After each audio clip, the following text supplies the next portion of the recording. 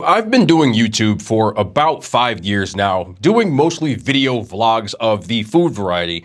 But over the years, I've had to shoot in a lot of different settings, in a lot of different conditions, whether it's inside, outside, in a restaurant, out of a restaurant. And over the years, I've picked up a good amount of vlogging cameras. This is specifically about vlogging cameras. If you want cameras for YouTube studio filming, that's a completely different thing, such as this camera, the Sony FX3, is an expensive camera, but it is horrible for vlogging because of its form factor and a lot of different things. These are my favorite 5 vlogging cameras I've used over the years. I'm going to talk a little bit about each one, the pros, the cons, why I moved on from them, why I still use them, and whatever kind of things come up in the top of my head. First things first, there will be no sort of like crazy benchmark or crazy camera jargon. I do know some of those things, so you might hear some basic ones, but I'm talking practical use here. Most people just want to know, is the cameras good or are they bad? If you just want to know what camera is best for you, what's good or bad, what I like, what I don't like, without using crazy kinds of numbers, you've come to the right place. So without further ado, let's get into these. I forgot to bring my last and final camera in. I'm going to start with the first vlogging camera that I ever bought. Also, you're going to notice these are all Sony cameras. Sony specifically targeted vloggers for a very long time, so a lot of my cameras are Sony. There are some from Nikon and Canon that are more recent, but I haven't tried them. If these videos are good enough and people want to see me try those, I definitely will, because I shoot a lot of vlogs. But this is the first camera I ever used, and that is the Sony ZV1F. This is going to be the cheapest one out of the bunch.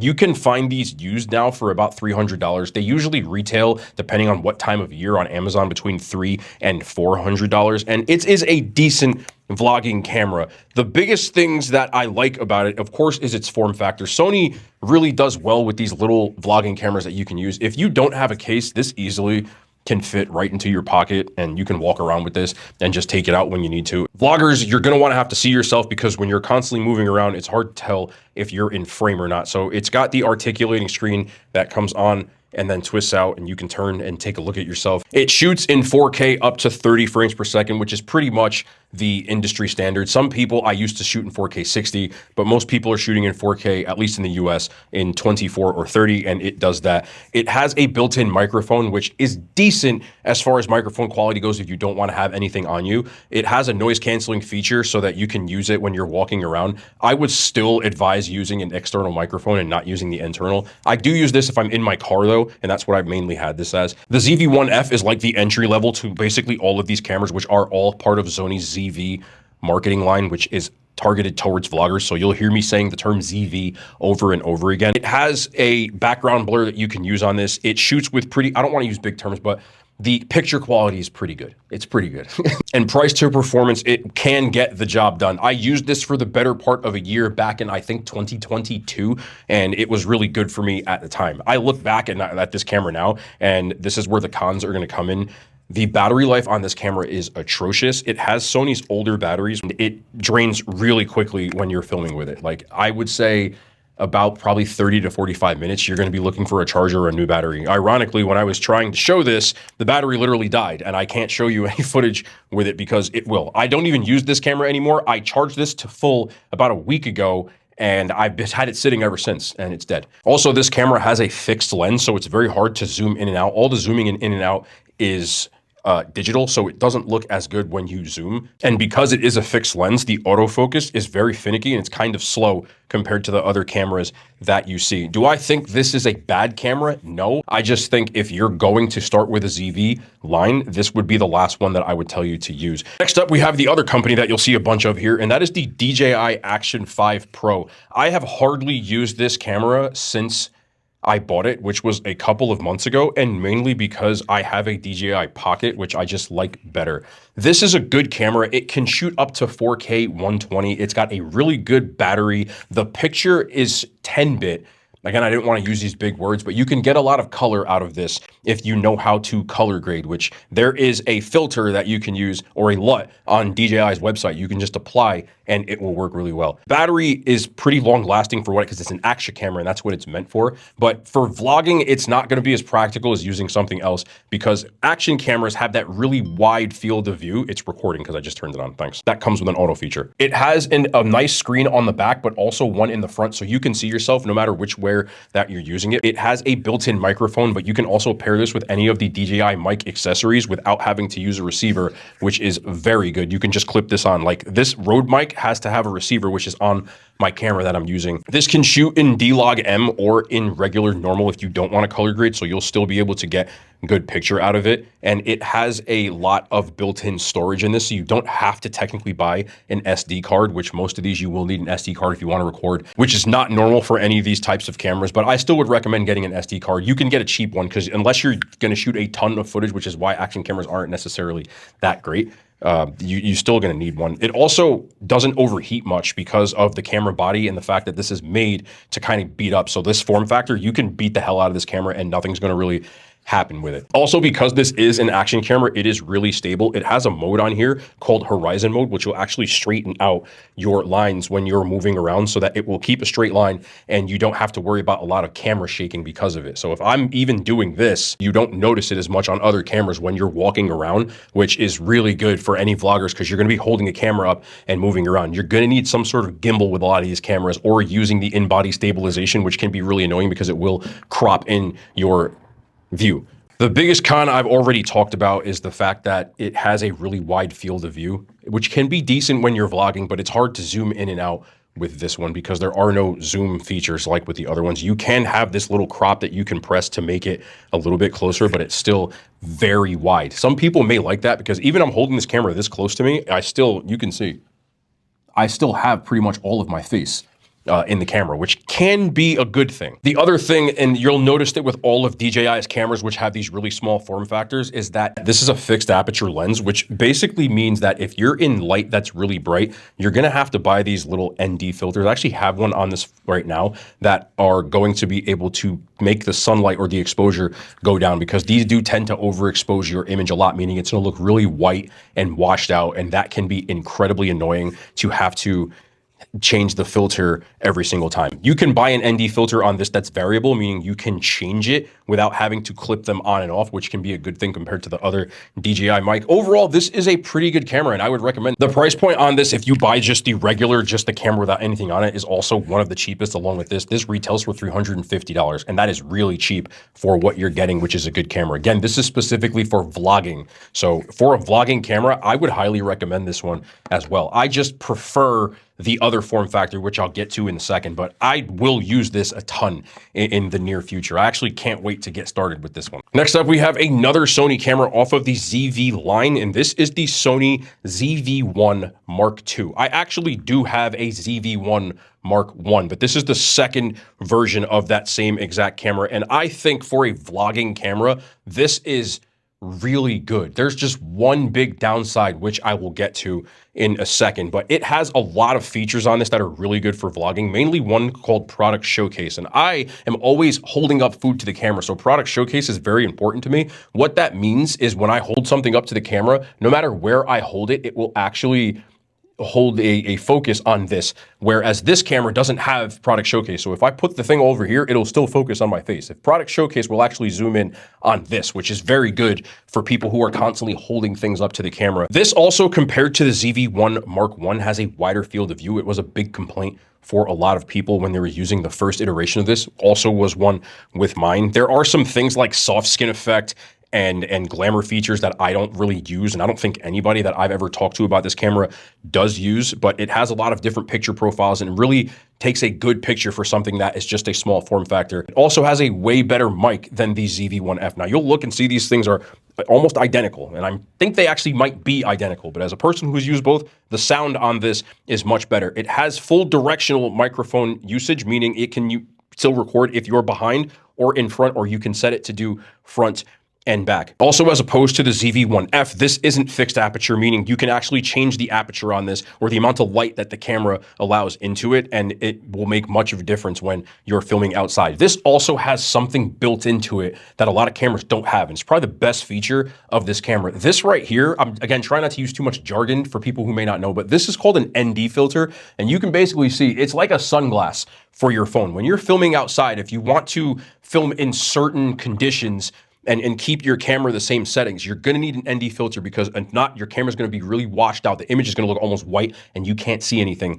And that can be a huge bummer. So this has a built-in ND filter, and all that you have to do on this is press one button and it will actually do it without having to put anything on here. That is amazing about this. Now we're on to the cons of this camera, and there are two major cons on here, which is why I went away from this and started going to the later versions of these models. Is number one, it has that same old battery. I have it taped over here because I actually broke the battery port.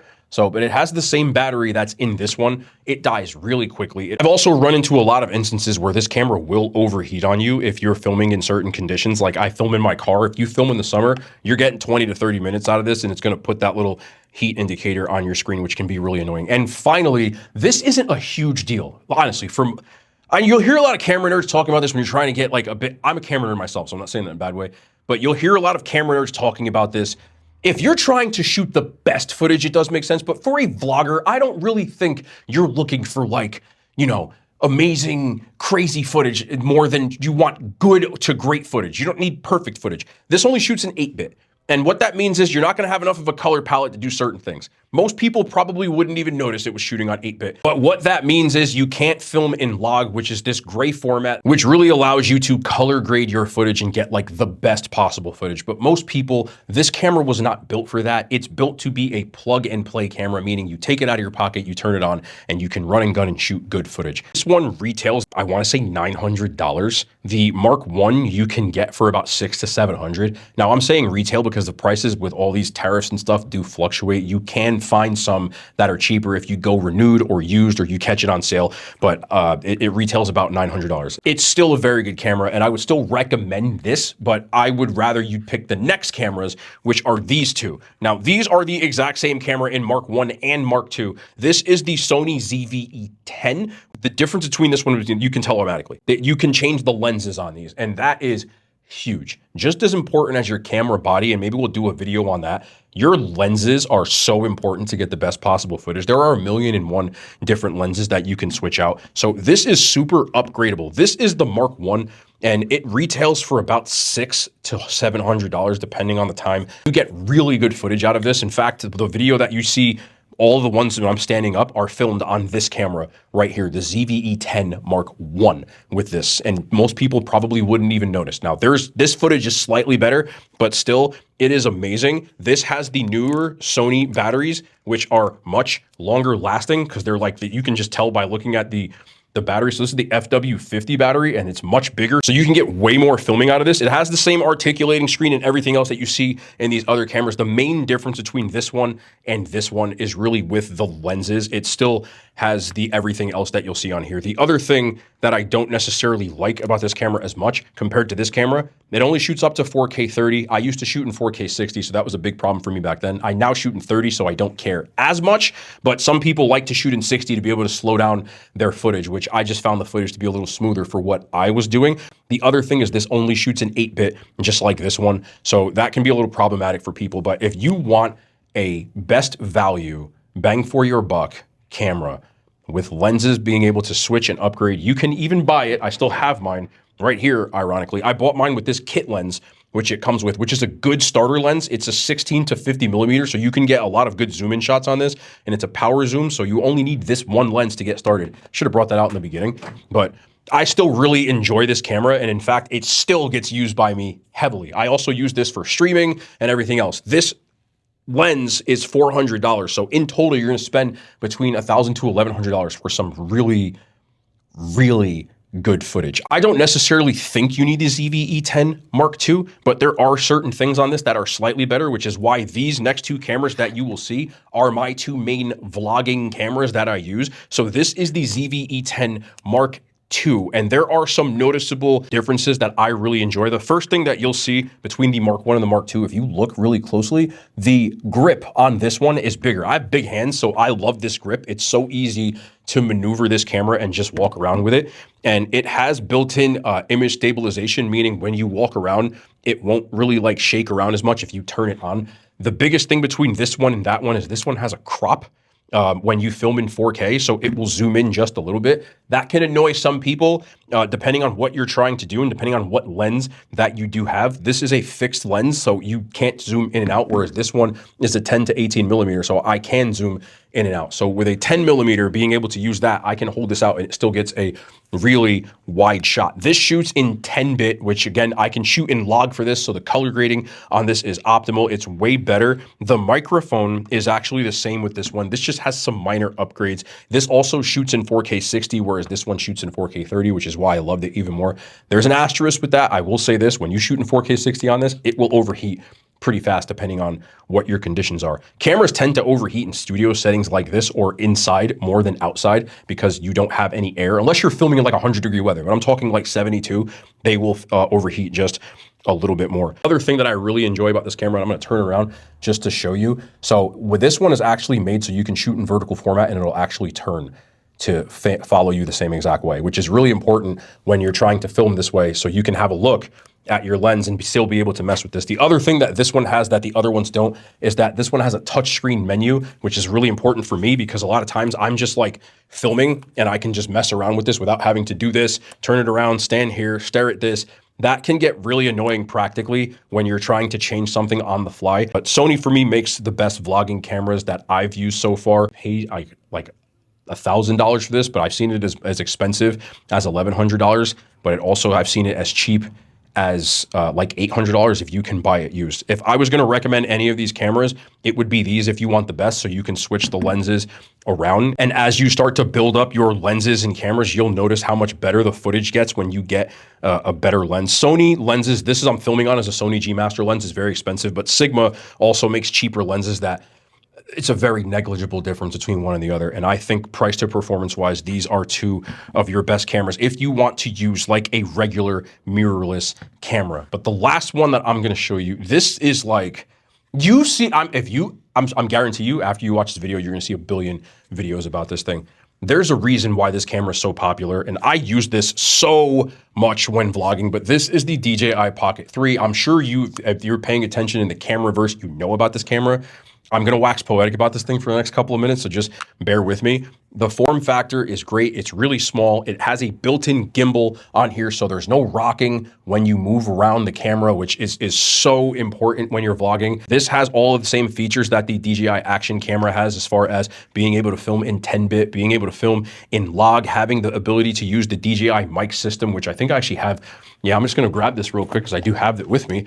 The DJI mic system, which is this one. This is a DJI mic mini. So if I wanted to film with this, I literally just take this out of this charging case, I put it on and it's already connected. I'm actually gonna show you this in real time to show you how easy this is. Please focus on this camera. I'm gonna take this microphone out.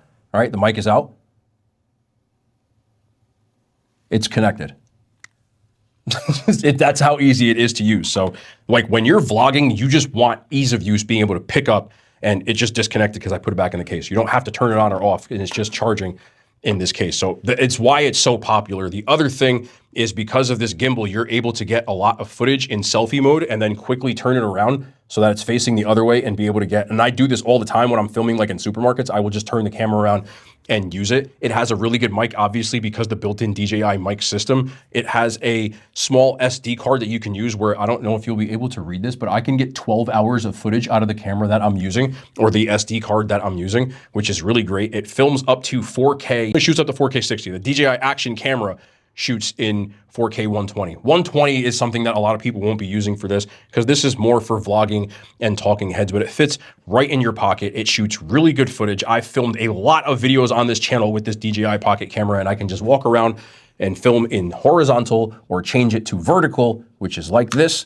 And now it's gonna flip into vertical and I'm filming in vertical. Like that's how simple this camera is to use. And there are a million pros that I could sit here and make an entire video on this camera because it is that popular. for a reason. But now we have to talk about the 3 major cons with this camera that I personally can live with, especially the first one. The first one is this thing is so damn hard to find right now. It's being upsold by so many different, not just scalpers, but by just supply and demand because it's so hard to get. I paid $500 for this camera when it came out, and right now it retails anywhere. I've seen it as expensive as $1,000, and you can't get it right away. You're gonna have to wait like a month just to get it. I've seen it as low as like $900 or $800, but I don't think I've seen it at $500 in a long time. But I bought this in the summer of last year and filmed all summer on this thing. So that is super damn annoying. The other thing that I don't like about this camera is right now it's still sitting in vertical. It actually doesn't film in 4K in vertical. You can see if I zoom in right here, it films in 3K in vertical, which is really annoying. I don't know why they did that. iPhones film in 4K vertically. So if you want to just shoot in the vertical format, it's not going to look as crisp to me as an iPhone, which I'm going to talk about actually right after this. But that's a huge con for me. And finally, the other thing that is a major pet peeve of mine, the only true it affects me con that I have about this camera is, again, this is the same thing. This is a fixed aperture lens. You cannot change anything like with these. And because of that, you have to walk around with these little filters on here. So I have them built into the back. This case comes with the DJI camera. It's actually their brand. But in order to use an ND filter, you have to have a ND filter on your person if you're filming outside.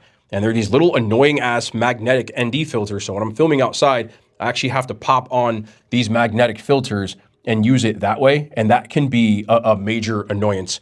I have a variable ND filter, meaning I can change the amount of like sunglasses that I can put on here. But even with that, it's really annoying sometimes when I'm filming that I have to reach into my pocket, find this little stupid magnet, and then stick it on there and then take it off. And the other one is that because it's a fixed, as far as field of view, you have to have this wide angle one as well, which is so when I'm filming, sometimes I have to pop on this wide angle one in order to get like a wide enough angle that it's going to get me and the rest of the things in the frame. Because when I take this off, it's not as wide as I want it to be. Sometimes if I'm holding it like this, it gets super close to my face sometimes and I don't even notice it until it's all said and done. But because these things are so bulky, you can't just keep them on all the time. You actually have to have them, or at least I keep them in this DJI case. But the other cool thing about this case is that, where's my microphone? You can just use a microphone and then clip it onto this top part. And you basically have an all-in-one setup that you can keep in your pocket. So that is also really practical. It's annoying, but I still wouldn't really trade it for anything. Most of my vlogs are filmed inside and not outside, so I don't have to worry about the ND filter as much as people who are filming outside, but I can see that being a major concern for some people. The other one that I also want to talk about that I do use actually as a film vlogger, the iPhone. And the iPhone is a better camera, especially me. This is an iPhone 16 Max Pro. I actually have one just for recording content. This is my personal cell phone, and this one I use for content and work. And you can get really good pictures out of this. I've filmed videos on this. All of my car vlogs that you see when I'm just talking are filmed on my iPhone. So I have a magnet, I just put it on there, and I use the front-facing camera, which isn't gonna be the best quality. If you want the real quality, you have to use the back-facing camera, but the back camera on this iPhone will get just as good footage as especially these without like the fancy lenses and stuff on it. So if you just buy a microphone and want to film with your iPhone, I would highly recommend it, especially if you have a newer iPhone, especially if you have a Max with the 3 camera things. You can get a lot of really good footage out of this. And I would highly recommend you trying it out. Try filming in cinematic mode. Try learning about the different ways to get the best out of this, because it's a really good camera, and I don't think enough people actually use this camera. The biggest con about using your iPhone as a camera is the fact that it is your phone. It is really annoying sometimes to have your phone as your camera, because you'll start getting text messages and you'll lose footage. The other thing that I found annoying in this, no one talks about this, getting footage from this camera to my Mac is time consuming when I film in cinematic, because it has to render and it takes longer than it does just using an SD card. You can use external SD cards in this, but I don't want to start adding a million things because it defeats the purpose of having an iPhone. So that can be really annoying. And even though I have all these expensive ass cameras and this expensive camera, I use this phone a lot more than people think. And sometimes you probably would have never known unless I told you. So these are my favorite cameras. I would recommend these two, especially I wouldn't pay $1,000 for this. If that's the case, get the ZV-E1 or the ZV-E10 Mark II or 1, and you'll be better off, or use your iPhone. But these are some of my favorite cameras. If someone has one that they use that's like a Nikon or a Canon, I do have some Canons, but they're not vlogging cameras. I have a Canon R8, which is to me way too big for vlogging. Vlogging cameras for me either have to be able to put in your pocket, or they have to be something with a really small form factor like this, where I can pop the lens off and have it in a case. I do have a case, hold on. This is what I film or carry around when I'm filming on this ZV-E10 Mark II. I just literally do this and put it in this bag, and it's safe. That's it. Really simple. That's all I need. So vlogging is portability, picture, and ease of use for me. And these are all some really good cameras to use. But if anybody has other ones they want to throw in, be my guest. But that's going to be the end of the video, man. I hope you guys enjoyed. And we'll be making more videos like this as well.